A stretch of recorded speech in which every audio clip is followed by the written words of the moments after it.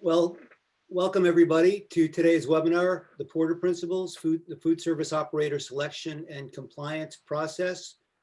Recruit and retain more students and alumni, save millions on dining, and stop letting food service contractors eat your lunch.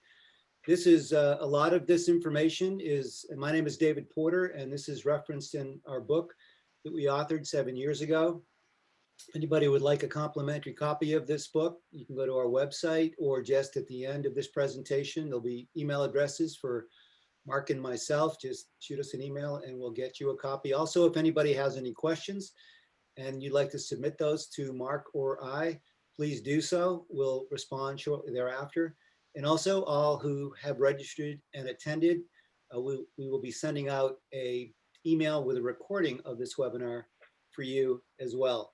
So let me get started by introducing your host today. Myself, obviously I'm an author. I'm the president and CEO of Porter Consulting. And Mark, would you like to introduce yourself? Good afternoon, folks. I'm Mark Kraner. I'm the executive director for campus retail operations here at George Mason University, located just outside Washington, D.C. And today we're really going to talk a lot about some of the process as a real life example working with Mark. But just to give you a little bit of background, as a company, our consulting firm, and I've been doing this for the past 25 years. I've been doing this myself for 30 years. We've engaged higher ed in all 50 states and most of the provinces of Canada. And we also are subject matter experts when it comes to developing RFPs and facilitating the food service operator selection process. We've conducted over 50 of these, including working with Mark at George Mason University in the last 10 years. In general, we've been on 400 plus, we've had 400 plus college and university engagements. A lot of those are self-op, strategic planning, as well as contracted food services. And what we believe helps set us apart, and what is really the essence of what we're going to explain today in terms of a food service operator selection process, is how important it is as part of that process to first really develop and resolve issues as it relates to the program itself and creating more value for the students. That can be done up to a 24/7 anytime dining and learning type model. It certainly doesn't have to be 24/7. There have been plenty of projects where it's been till midnight, or some were 9:30 or 9 p.m. But just the process of creating more value for the students by identifying and coming up with programmatic solutions. And one of the overarching guiding principles that we use as consultants, and Mark is also a believer in, so we work very well together, is something I've coined a phrase as to social architecture. And really what social architecture is a way to create a socially rich environment which lends itself to being a financially viable program as well. But what we really want to do, and we did this at George Mason, Mark's going to talk about this in a minute, but it's the intentional development of strategies that by design create a richer level of student engagement. So in other words, we want to create a value proposition for students that make them want to, not because they have to, but because they want to frequent the venues more often throughout the day and the night, and through Monday through Friday, and on Saturday and Sunday, because we know there's a causal relationship between that and student success. And a lot of these strategies is why it's part of the food service operator selection process for our process that we work collaboratively with Mark on, is because we believe that this process really represents what a lot of people expect a food service operator to do, or in part do, in terms of providing advice to the institution as to what should the program be, what should the hours of operation, the methods of service, the brands, the catering levels, and so forth. In our book, we've characterized using a food service operator as a consultant as a potentially flawed strategy. We believe that should be done independently, but it's very much a part of the food service operator selection process. So our process is unique in that way, and it may not be for everyone, but those who we've been able to work with, it's been proven to be quite successful. So Mark, you want to give us a little background on your operations? Yes. And as David mentioned, he and I have worked together on multiple campuses, but here at George Mason, about 10 years ago, we started a process because we were in a major growth spurt as the university. We were building 4,000 beds 10 years ago, and with that came dining halls. We had one small dining hall and we were going to grow, and we knew it. But we needed to understand what that meant, and we had Sodexo as our contractor. And where were we going to put all these people to eat that we were putting into residence halls? Again, we grew to 6,600 beds. And 2,000 of those beds, over 2,000, are actually apartments that aren't required. We've got this year, I saw the number just yesterday, 39,000 students, even in this wonderful year of COVID, we grew our head count, even though, like many of you, we only have 50% of our beds filled this year. But we were growing, and so we contracted with David to come in and actually look at our campus, where we could put a dining hall to make it central to, where the students were living, to the center campus. What would it be? And we went through the process of interviewing from the president to the vice president for student life, the finance people, residents, all the constituents of a dining operation. And it was interesting. We ended up building a second dining hall and then a third. And we came to, as David mentioned, that value piece to the students. We were open till 3 a.m. At one location on campus for residential students. And when we looked at the hours to after shutdown and then reopen at 6 a.m., we just looked at it and said, why not stay open, become a 24-hour location? People scoffed at it, but it actually worked very well. And this, being able to say that to students that were open 24 hours in a location on campus was a great marketing tool. We also have a 24-hour Starbucks on campus, and so that there are places for people to go 24 hours.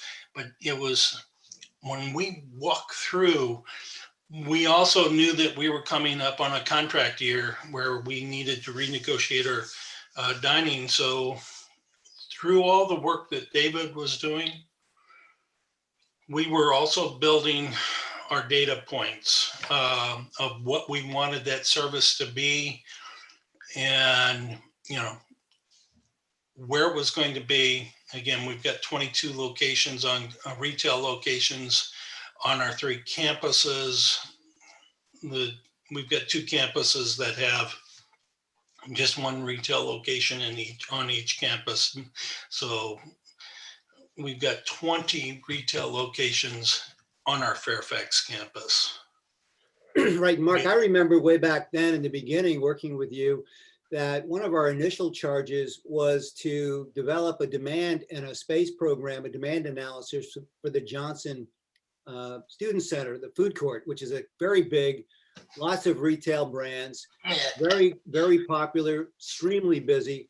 And it was really back when you were projecting out the addition of new beds to significantly increase your on-campus housing to 5,000 or 6,000 students, I think at the time.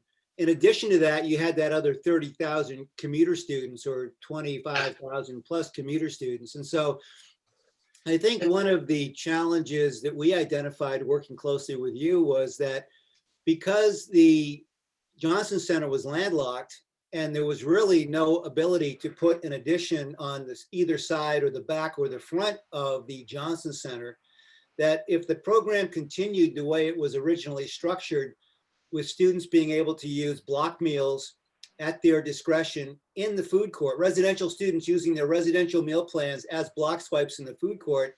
As it grew, combined with your commuter students, we could never create enough space to embrace the capacity or the demand requirements, which helped actually then have us work with you to look at other solutions in terms of, is there a solution in these neighborhoods for your underclassmen, along with what you had wanted to do to build these dining venues with more value, with more extended hours, and draw students out of the student center, have them become more kind of neighborhood dining hall centric based on the years they were there. And that ultimately, I think, was what you decided to move ahead with, combined with the anytime dining. That was the key. As we looked at that, we recognized with all those residential students that we would literally be pushing our commuter student away from us in those cash dollars. And if we continued down the path, fiscally, we weren't sound to have the retail units taking in residential student money and not be able to support the dining halls that we needed to build. And listening to our student life people talk about wanting to build the community in the residence halls, in the dining area, in the neighborhoods.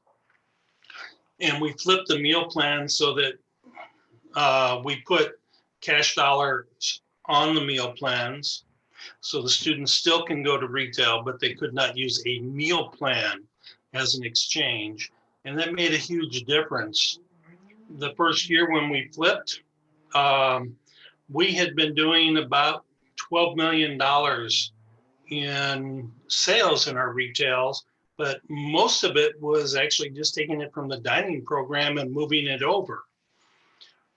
Afterwards, we have rebuilt all of that to the point that we have about $15 million of retail, and most of that is cash. So we increased our residential dining to right now we are just about $20 million in residential. And between our independent operators and Sodexo's operations, we're doing quite well. We rebuilt that and it became a cash operation versus just an extension of our residential dining. And we were just stealing money out of the, thank you, other side of the campus, just moving dollars around and not being able to support the residential buildings appropriately in those programs. So it's kind of interesting because I think initially, I know Mark didn't feel this way, but there were some that thought, well, wait, if you take that 60% or 50% of the $12 million in the food court and move that back into a new residence hall in the freshman community, the underclassmen or the upperclassmen, boy, that's going to really create a big hole for our retail. But in fact, what happened was when Mark approved that, as he just said, those dollars shifted and stayed with residential dining because that's what they always had. But then basically the residential students were cannibalizing some of the capacity. And when they left the building, that filled in and grew even more and then some with the retail cash sales. So by every definition, it was a brilliant move and a win-win for everybody. And we'll, as the RFP was being developed, we were able to put these numbers down to tell people that this is what we were shifting. We have 3,800 mandatory plans, 2,400 not required. And naturally, everybody was nervous about, 2,400 beds that aren't required to have meal plans of any kind. And talking with everybody about quality of the food. So as we put our standards together in the RFP of what we were looking for and what we were doing, um, ah, my statement to the bidders was, you put the quality on the plate and we will get those 2,400 people to buy meal plans. I can tell you that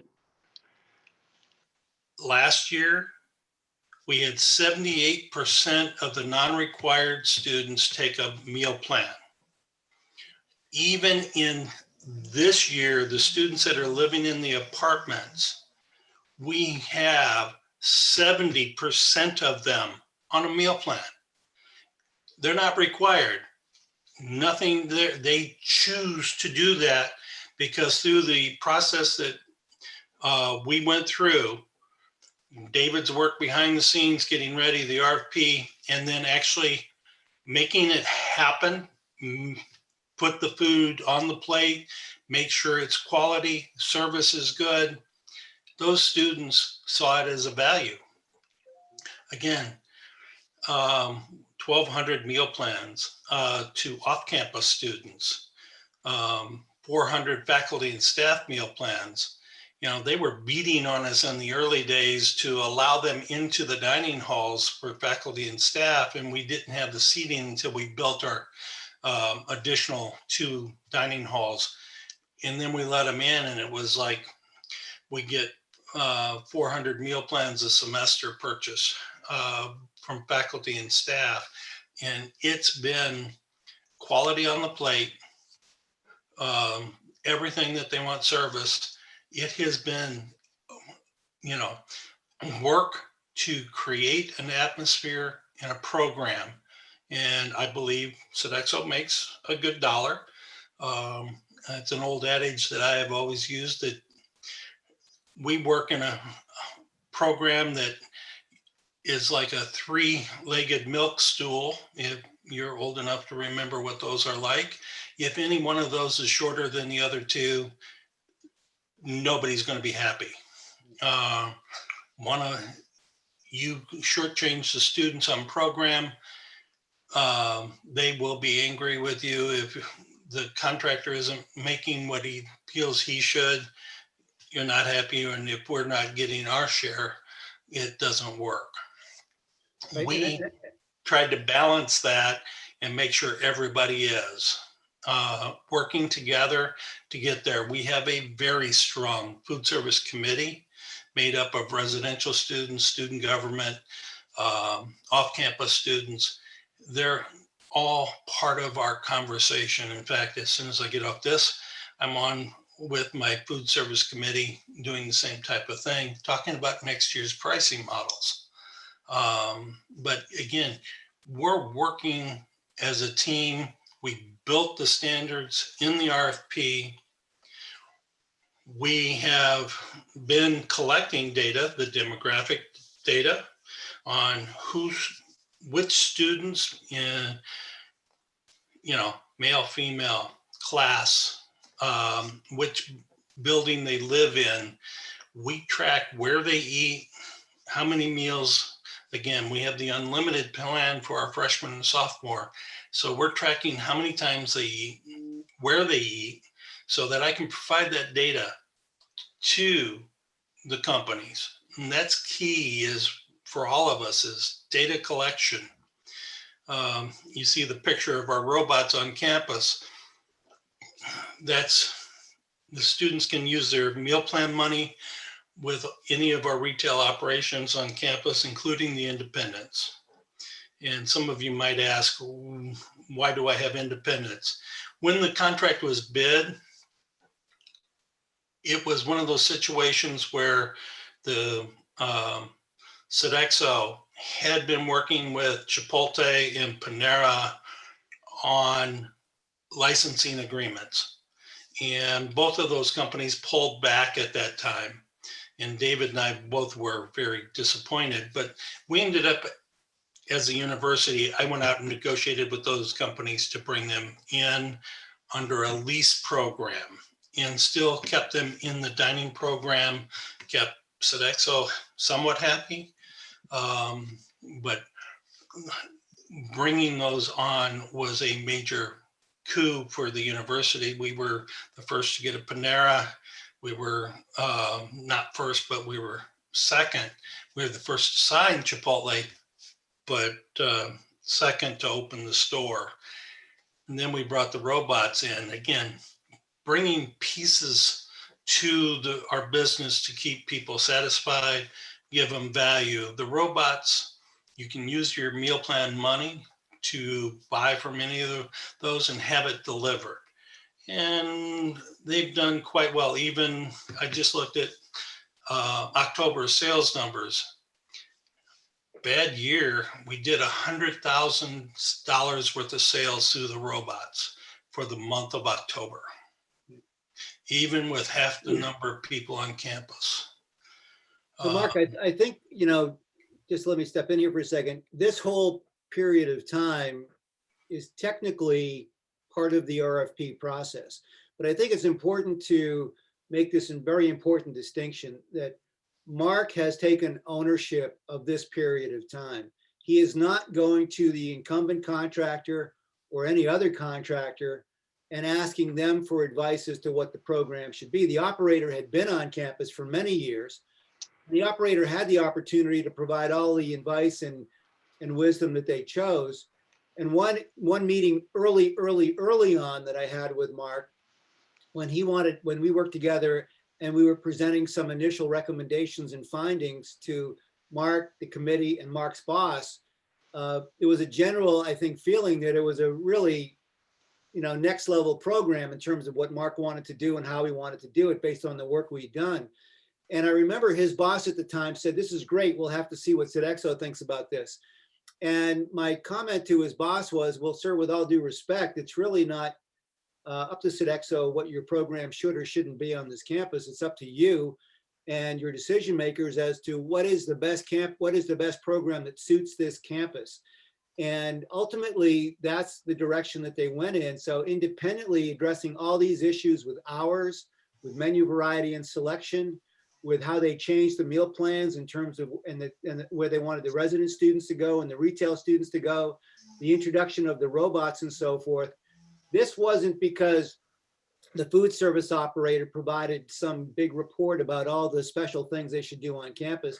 This is because Mark took ownership of it. And the reason I'm making such a big deal out of it is because this is probably, I'm not going to say this is more important than the RFP or the RFP is more important than this, the actual document, but you can't have one without the other, in our opinion, to have a successful outcome.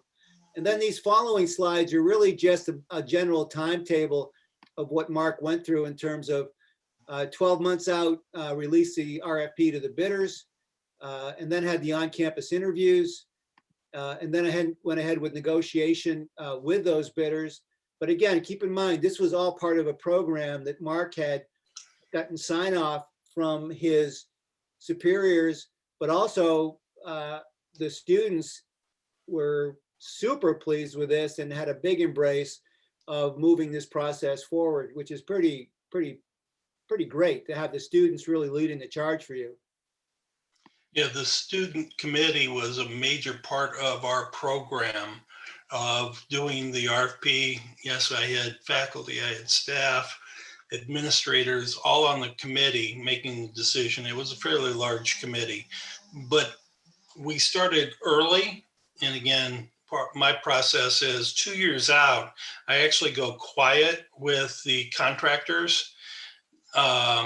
Naturally, I'm 3 years out from a contract, and I have had multiple visits by the competitors on campus.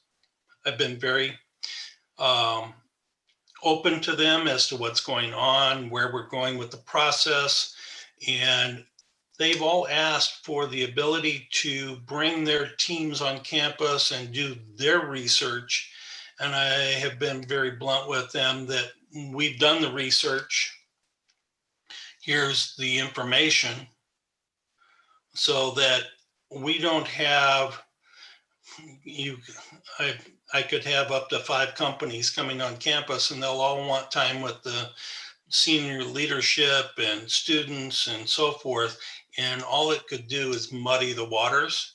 And I don't want that. We've done that work in advance. We did it with this and it worked extremely well. because this is the program we wanted, and we didn't want to have arguments with people imposing what they want to do. We said, this is where we're headed. This is what we want to do. Work with us.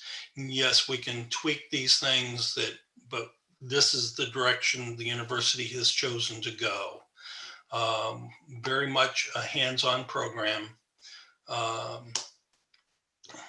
The Sodexo staff that I had, and one of the things that David and I talked about was, because my background is that I worked for a contract company for the first 10 years of my career. And in those 10 years, I was on 4 different schools, and they were all schools that I had taken from, or they were self-op that moved to contract at the time. And I came on campus as a newbie and listened. It was amazing. And it still happens today that the people that come to campus after a contract is signed, they look at the contract and say, we can't do this. It doesn't work. They don't know anything about it. So, David suggested, and I put it in, that the person that's going to be the first director has to be on the team that is evaluating your school, so that they can't come to you in the first 6 months, 30 days, whatever it may be, and say, Mark, that section of the contract, it just doesn't work. We can't fulfill that. And because we didn't, the salespeople sold it, and we can't meet that. Well, that's wonderful, but that's why I wanted people, what the contract is, what you're supposed to do, live it. Right. Because they never want to give you a break when they say they can't do something. They're actually asking you to give them financial relief, typically.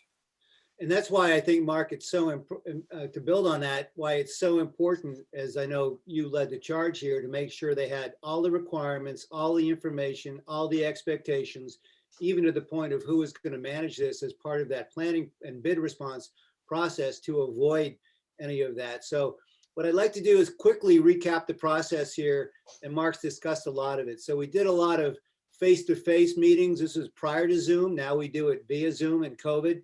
All of those people we talked about to understand what the issues were, from admissions to housing to dining to enrollment to res life to business services.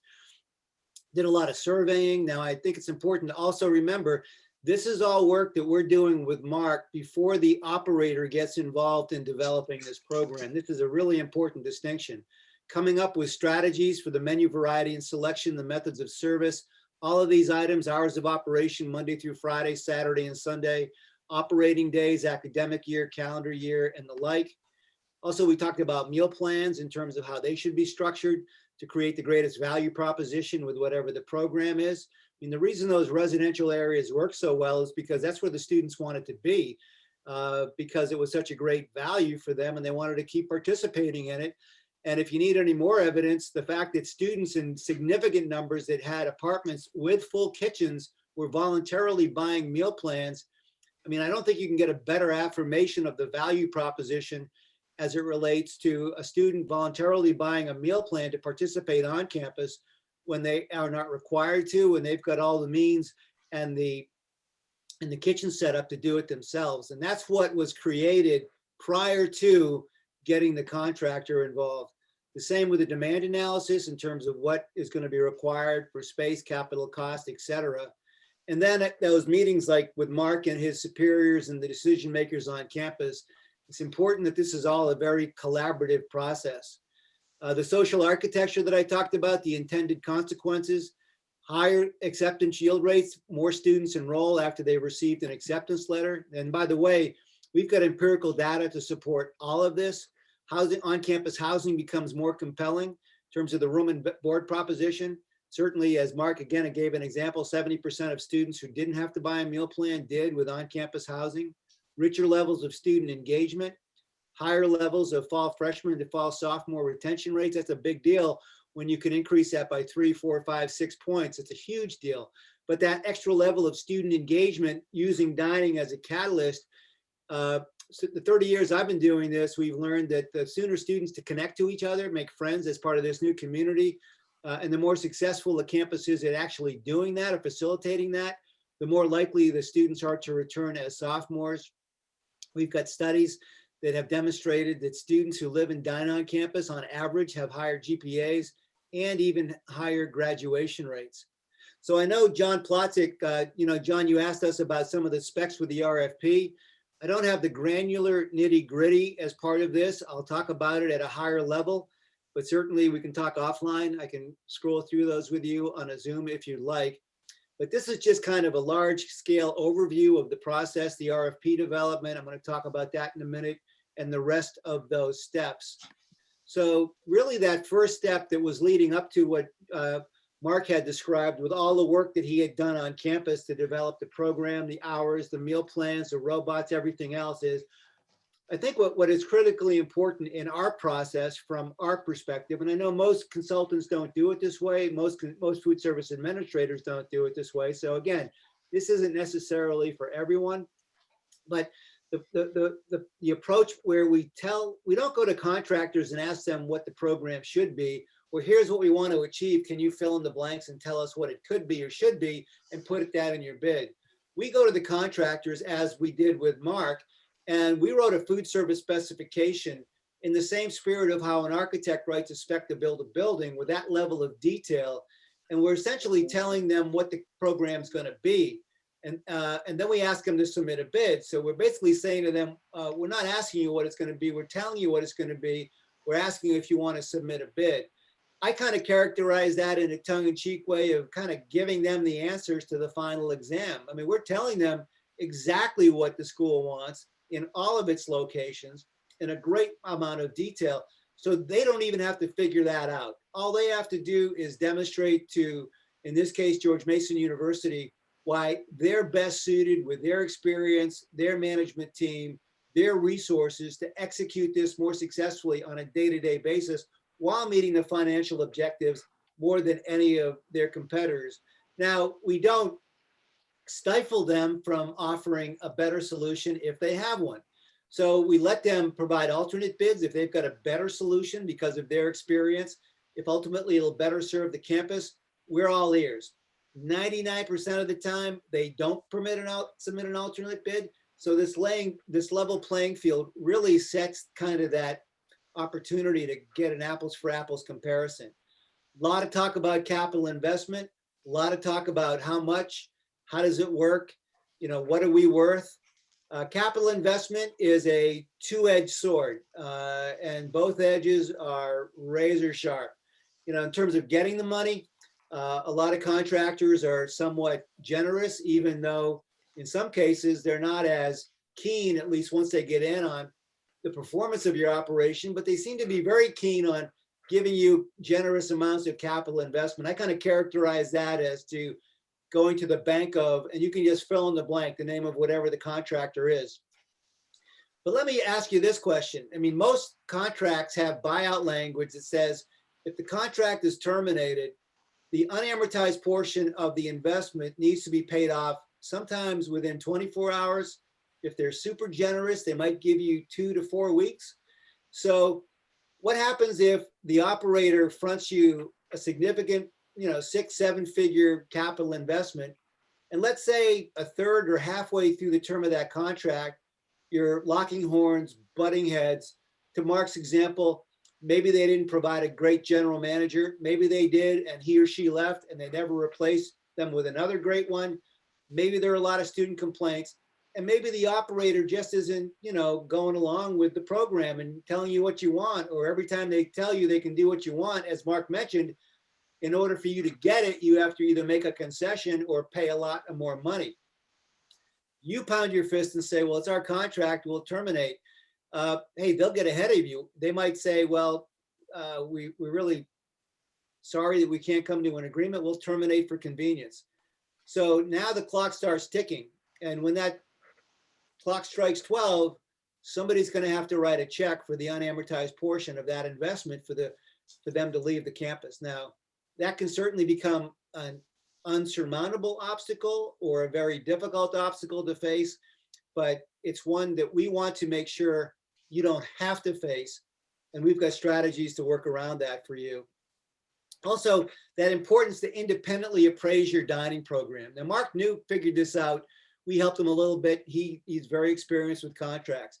So when an operator does suggest to you a certain value, whether it's capital investment or annual return, how do you know it's really what your program is worth? I mean, if any of us found a piece of jewelry in the attic or a picture that we think might be worth a lot of money, before we'd accept, an offer from somebody, we probably want to figure out what it's worth and then go and solicit offers. So when they come, we know if they're kind of above what it's worth, below what it's worth, or spot on.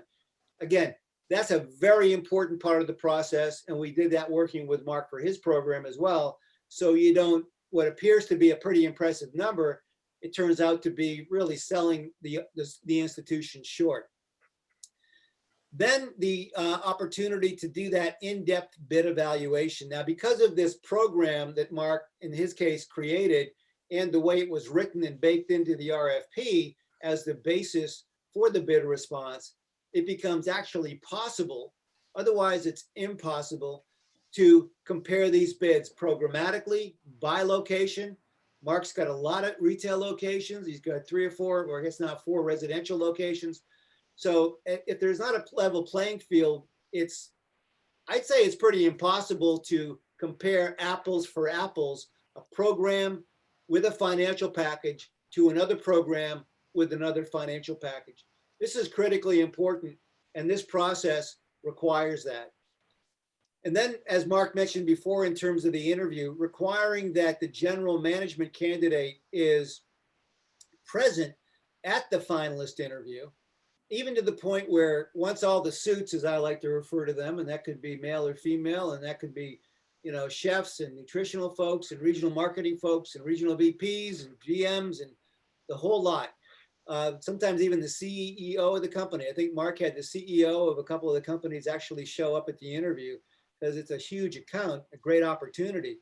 But with all of that, we still require that those folks leave the room. And as a committee, we interview privately the general management candidate who's going to be placed there if that company is awarded the business.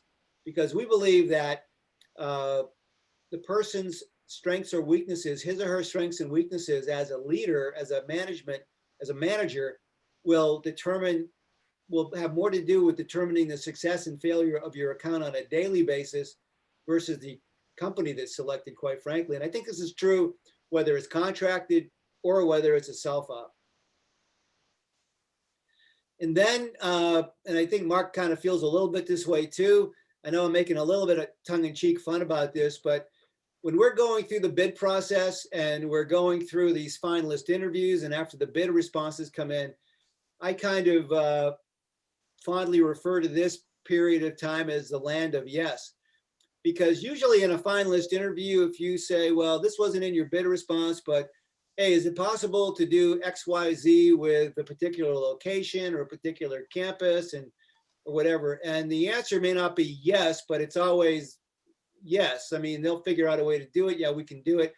But of course, where the rubber meets the road is once the finalist has been selected and they get presented to them a management agreement that is produced as a result of this process, we don't wait for them to present a boilerplate from them to Mark or any client.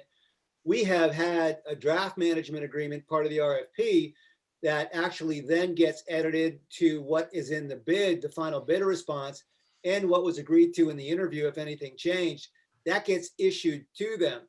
I'll tell you what, that land of yes goes to the land of Pepto-Bismol when we're sitting in a room going through that contract line by line and having the contractor know that what they agree to here will become part of a fully executed, legally binding management agreement. And that's where we find out what things are going to cost if they didn't make it clear during the bid process, and really what's reasonable, feasible, plausible, or not. So it's a very revealing part. And one of our strategies we always advise our clients, but this was something that Mark already did and knew, was we believe there's zero advantage to a school permitting the transition of any contract unless the contract is signed, fully executed. Now that might sound pretty obvious, but we've had plenty of clients over the years where the operator is maybe suggesting that their legal team, is taking long, there are delays. Let's let us get started with the transition. Well, I think we all know that possession is 9/10 of the law. And once you get into transitioning the account and they take possession of the account, your leverage significantly diminishes if anything comes up that has to be negotiated after the transition has begun. Because again, you don't have the option to go to another bidder. You reduce your leverage. So we want to make sure we try to address the majority of these issues before the contract is executed. And I know you feel that way too, right, Mark? Very much so. That's why the 4 months, if I can push it and get 6 months, that we're negotiating the contract 6 months out, gives us the time, because it always seems to trip it up that, oh, we realize we can't do that now, language. I've got lawyers on my side that have to be appeased. I'm sure some of you have bond attorneys that have to review the contracts also, because if you're issuing tax exempt bonds, the 9713 rule comes to play. And all of these things, it takes longer to get that contract right. And having the methodology that we used, we actually signed our contract, the last one, we were able to validate it in March for a July 1 start. Again, we retained the incumbent, Sodexo, and that made it easier. But as we were getting to that start, there were things that were major changes in the contract that they had to get ready for. And it was there. It was in the contract. They knew what they were going to do. That last line of no advantage, I was at a school that did agree to convert from one contractor to another, and they didn't have a signed contract. And it took a good 6 months into the year to finally get something signed. And the contract changed. The terms weren't as good as they were when we started the conversation. Just because they were there now working, and they were pushing and seeing things not right. So again, my feeling was that I would never go through that again, and try and make it so that my bosses understood that. Get the people in place to make it right and get the program right before you get to that switchover point. Right, Mark, and I think another one of the fallacies are that it's not universal, but it's not uncommon either, is that once we get a signed contract, we pick the right company, it's all kumbaya, we're good to go, let them do their thing, we'll do our thing, and we'll have a great program. But our experience, at least mine over the past 30 years, and I know you agree with this too, Mark, is that unless you manage the contracted managers, your contracted managers in your new dining program will not be successful, or it won't at least flourish. So it's really important to create a source university staff team to execute daily or weekly or monthly or per semester compliance program. Seems counterintuitive, and I guess it kind of is. All I'm telling everybody is, in the 30 years I've been doing this, I don't think I've ever seen or heard about or worked with an account or an auxiliary services director or a CFO or anybody responsible for this, where if this hasn't been in place, that they haven't ended up with a lot of, again, heartburn, Mexican standoffs in terms of what they want and what they can't get, and what the operator says they can have and what they don't get, and so forth. So the compliance is really as important as every other aspect of this, although it does seem a little bit counterintuitive. That certainly has been our experience. It is counterintuitive because you run into that wall. I meet with the director twice a week. I meet with the management team once a week and just go through little things, work orders that aren't being completed, whatever it may be, to make sure they understand I expect them to be diligent with my money on work orders, and go through those, but also just making sure that they know where I'm coming from, where the university is, the expectations are. So it's not one layer, it's two layers. Just like contractors don't just like to talk to you, they want to be able to go up at least one more level, if not two, and meet those people.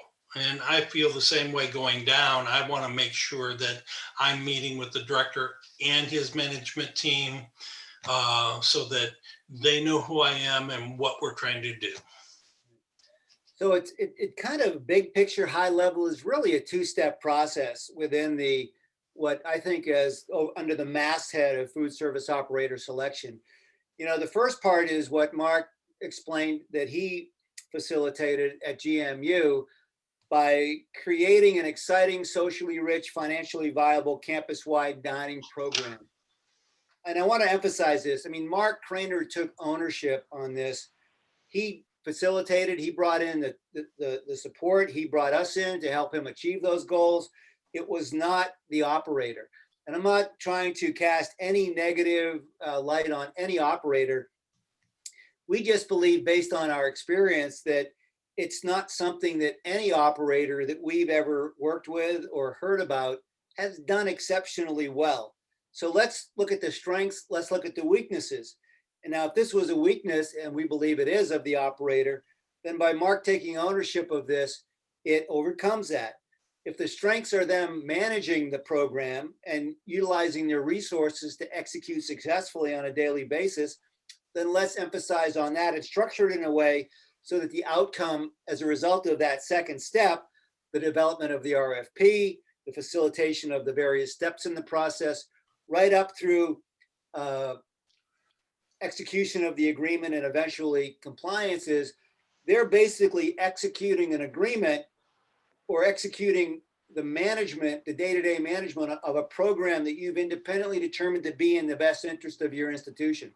I mean, technically, if you want to break it down, that's kind of what a management agreement is. If we hire a manager to manage a particular operation, we don't necessarily ask them to reinvent or recreate the operation. We ask them to manage it successfully. And that's what you're asking these operators to do, at least in terms of the process we've been through. And if anybody would like to discuss this further with Mark, again, his email is on here, mkraner@gmu.edu. My contact is here if anybody would like a complimentary copy of the book.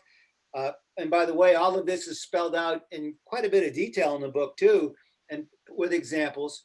If you'd like to talk to us individually or together, that's fine. And John, if you're still on the call, or anybody else, if you'd like to have a Zoom meeting where we can go through an actual document, so I can share with you the specs and scroll through that as an example, shoot us an email, shoot me an email. We're happy to do it. Like I said, we'll be sending out an email with this recording to everybody who's registered and participated today. And I want to thank everybody for attending. And Mark, do you have any final words for the group? Again, my email's there. If you have questions specific to me, be more than glad to answer them for you. And, we have pushed hard to get as fair a program for the contractor.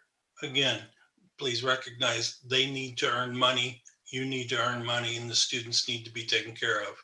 That's a key. How do you balance that? Well, I couldn't have said it better myself, Mark. Again, thank you everybody for coming. We look forward to your questions, and we look forward to following up. Have a great day, everybody. Thanks. Thanks, Mark.